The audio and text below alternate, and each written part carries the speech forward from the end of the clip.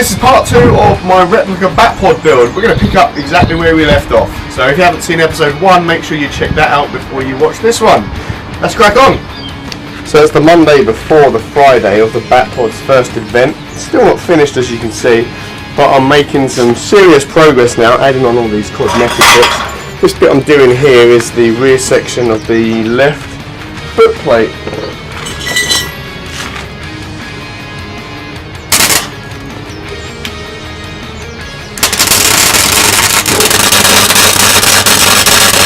Now this piece is welded together. This goes on here.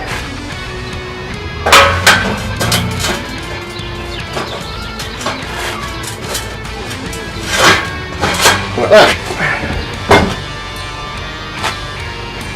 Right, on to making the knee rests able to come off and on.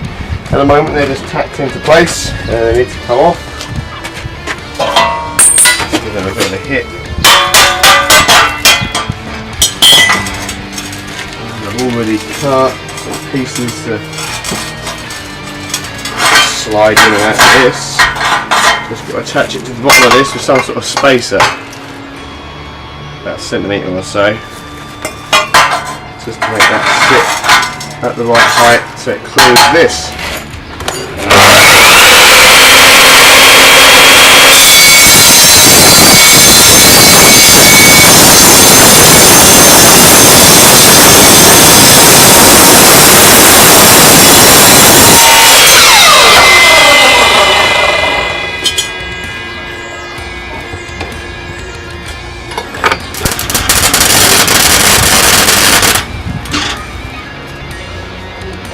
Found that when you tack a piece into place with just a couple of spot welds before you go ahead and go around the whole edge of it, if I was to do both on this side, the heat would cause this to raise up slightly. So by doing one on one side and one on the other side in diagonal corners, it keeps it flatter. Winner, winner, chicken dinner.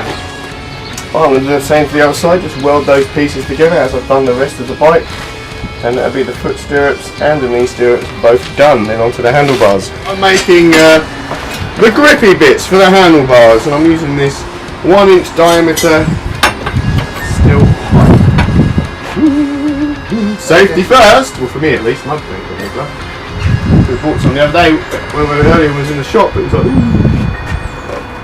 let's do it. Hold that in my finger.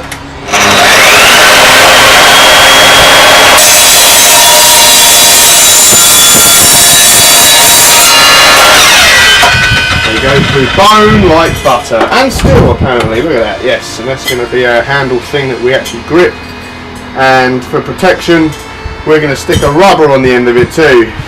So then for each handlebar I've got 2 of these are going to attach to the forearm guards, and then the whole thing will slide off like this. Obviously I can't attach one of the handlebars to here because that'll be a problem, so this is going to be welded to this.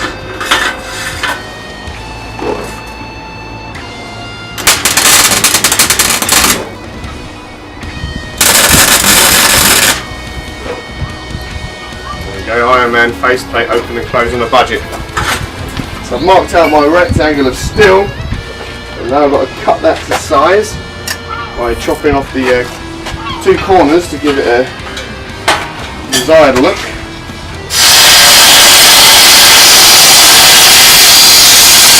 On the textured side I'm going to cut across almost all the way through so that I can bend that.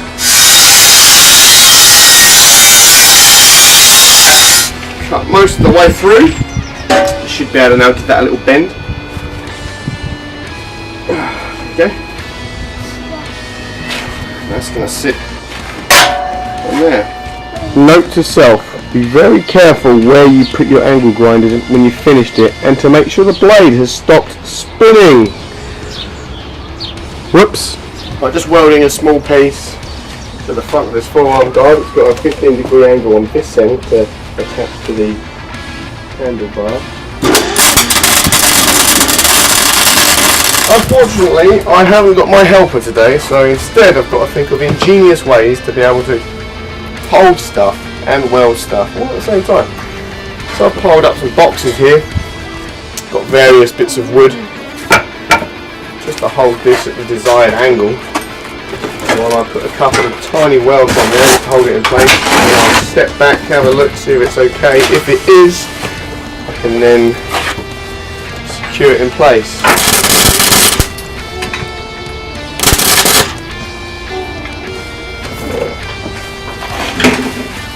I'm only on one edge. That'll allow me a tiny bit of movement if I need it. I can bend that ever so slightly as I've only done the one edge. If I need to bend the back of this closer to the other end, which I do as it's out by about an inch. Let's bend that. That should give me a bit of movement.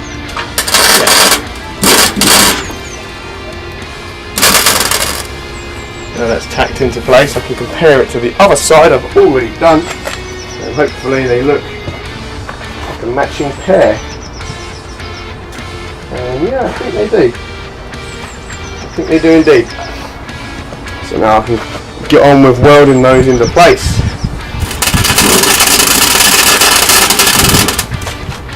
That should just slide off. This out of the way.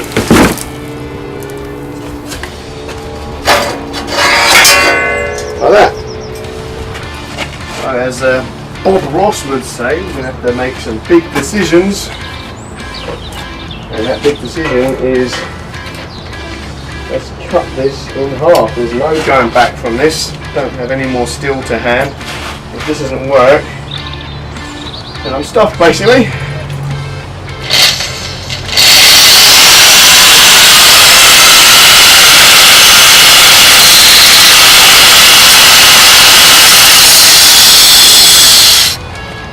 Why am I cutting this in half?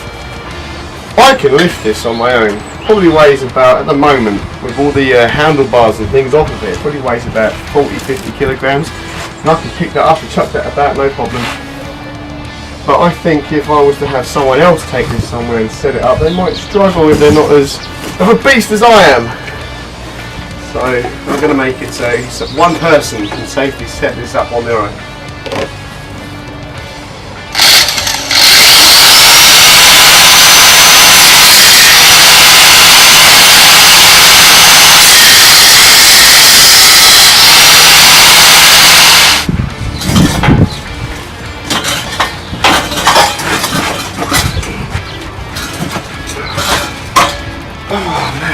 Heavy as hell.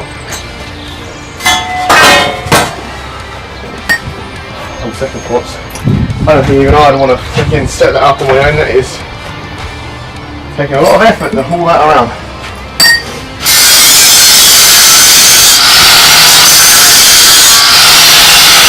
It's a bit wibbly wobbly, but it's been held together in the middle by an annoying bit that I can't reach.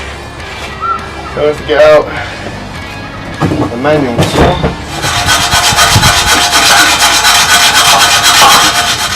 So that's that, cut in half.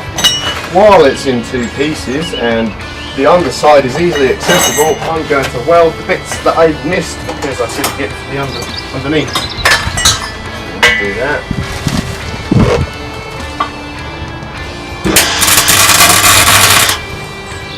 I went to a car breakers today to get some wheels to go in these. Got a set of 4 here from the same vehicle, so they will match. Only problem is they don't fit, but they will work because this lip will sit nicely inside the edge of the tyre there. Only thing is this bit isn't going to go through that hole, and there's no bending this because this is like an inch thick. So what I'm going to do is chop this off. I'm going to leave 2 of these back to back anyway because these tyres are so wide. This is from just a normal little car, so nowhere near as wide enough. So I'm going to stick that in there, chop this end off.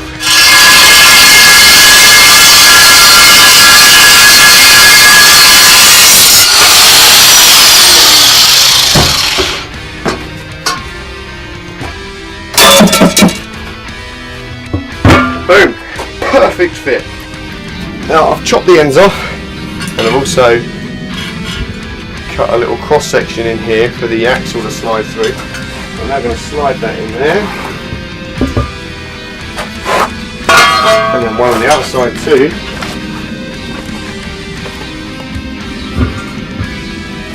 To make sure that they're both around the same way.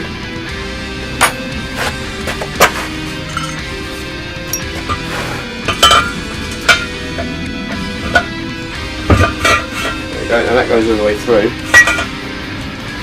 Right, onto the weapon pods. I bought some 1.5mm thick flat steel. Got them to pre-cut this to the right size. I have to lay my template on. Like that. So I'm just going to cut out these tiny pieces.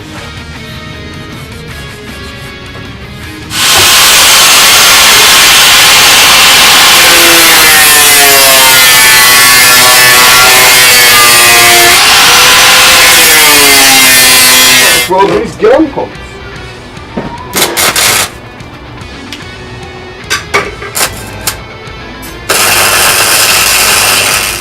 Right, these two pipes make the guns on the top of the gun pod. They've got to be welded together.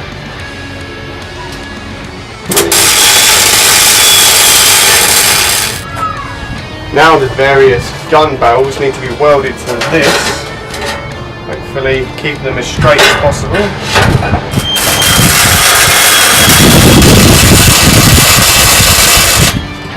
Next, let's weld this gun assembly onto this sheet material I've cut out, which will be the housing of the gun pod.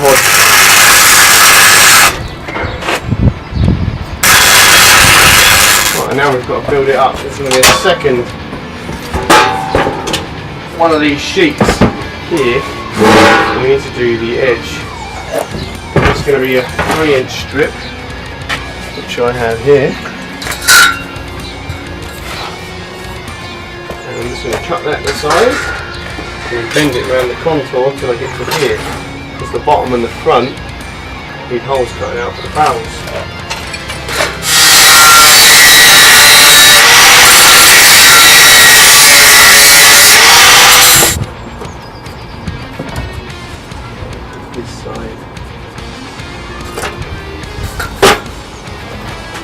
Right, so I've welded the outside on, secured this to in here with like a little strap thing I've made. Because once this is sealed up, if that was to come loose, I'd have to cut all this off to fix it. But I never have to do that, so now we're going to put this on here and weld that into place. It is about 5 PM, it gets dark at 8. I predict painting in the dark. Let's see. So I made some little cardboard templates, drawn them out onto my sheet of metal, and these are the bits that go on front of the gun pods. The barrels stick out of these gaps here. Just going to cut them to size.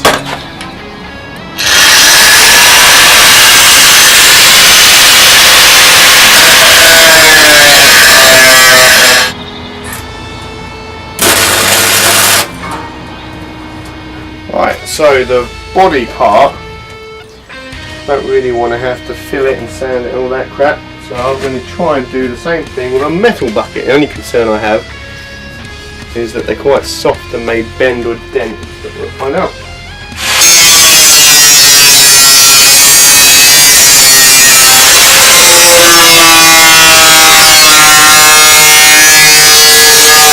Those buckets are going to go on there like that. They're already metal. So if the paint flakes away for some reason, at least it's a metal colour underneath and not a browny plastic colour. And they're already really smooth and ready to paint. So I'm just going to weld those together now. If this steel is very, very thin, I've had to turn the temperature settings right down as low as I can get, and also slow the wire speed down on my welder, because I don't want to burn straight through this.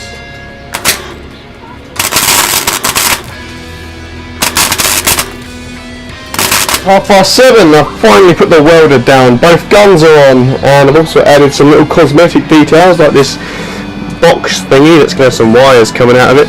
I've also added various 1-inch diameter bits of pipe. Let's say this black conduit stuff has something to run through.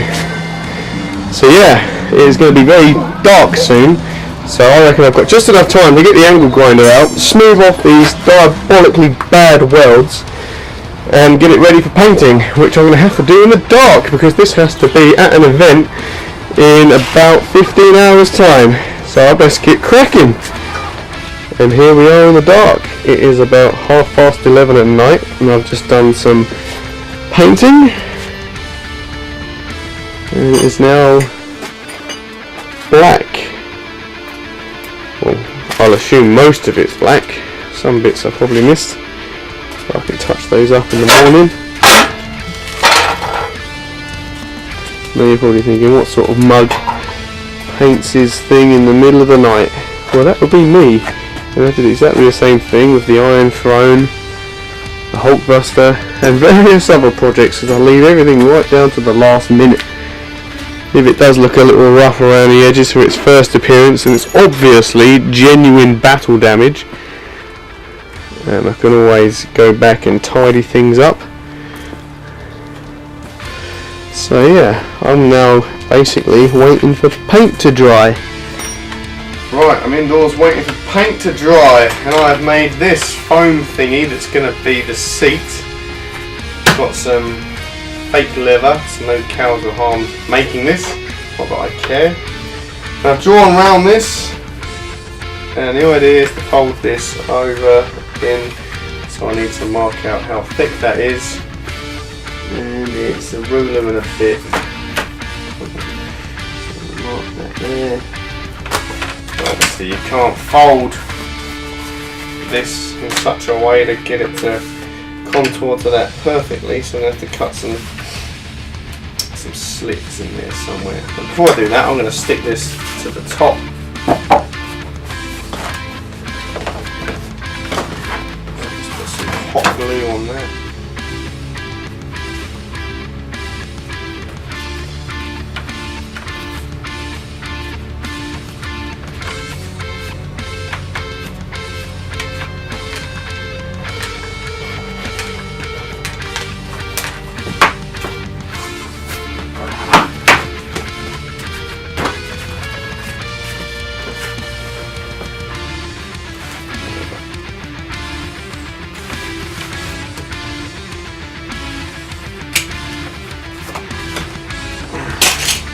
Here it is, one seat, or spanker I suppose, 50 Shades of Batman. Anyway, let's glue that on to this. There like that. Yes indeedy, that fits pretty well. Let's get some glue on it.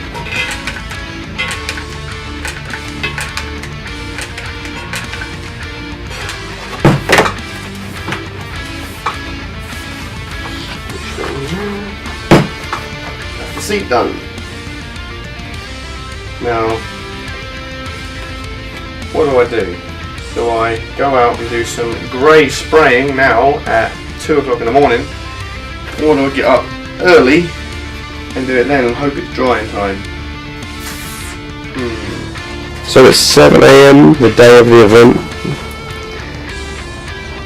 and it doesn't look too bad. So, still got the grey bits to paint, so I best keep doing that now. So I've put some grey paint on. I'm not sure it's as metallic as I'd like. It's not too bad.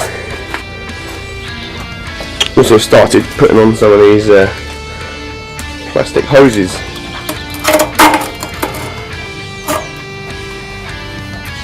I don't know what these hoses are, what they're supposed to be. I'm just making them up really, just to make the body look a little more interesting. Right, this is the last of it you're going to see before it's set up. I'm not even going to see it fully set up until it's set up at the venue, because it is now 9:15 and I need to leave in 45 minutes, and I've got to get all this in the van. So I'm going to take it apart. Oh, and the stand needs painting black. I best do that as well. So it is now after the event, and did I get it all finished in time? We'll have a look at these pictures and find out.